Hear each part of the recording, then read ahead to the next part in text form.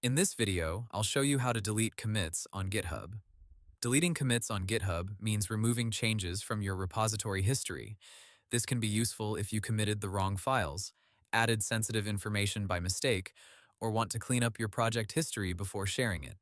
Before you start, be careful. Removing commits can affect other people working on the same repository.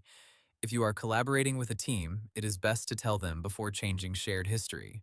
The safest option is usually to undo a commit instead of deleting it.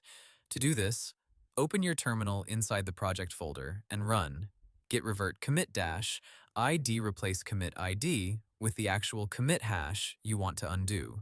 This creates a new commit that reverses the changes without deleting history. After that, push the update to GitHub. If you really want to remove the latest commit completely, use git reset dash dash hardhead tilde1. This removes the most recent commit from your local branch. Then push the change to GitHub using git push dash dash force. This updates the remote branch and removes that commit from GitHub history. If you want to remove multiple recent commits, change the number.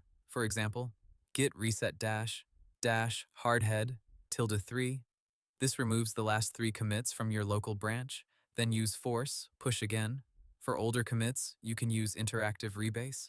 Run git rebase dash I head tilde5.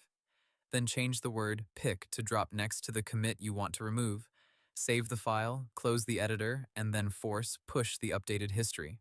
If the commit included passwords, API keys, or private files, deleting the commit may not be enough. You should also rotate the exposed secret immediately. So, use revert when you want the safest method.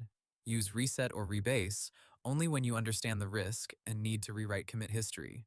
Hope the tutorial was helpful, subscribe to my channel, and see you in the next video.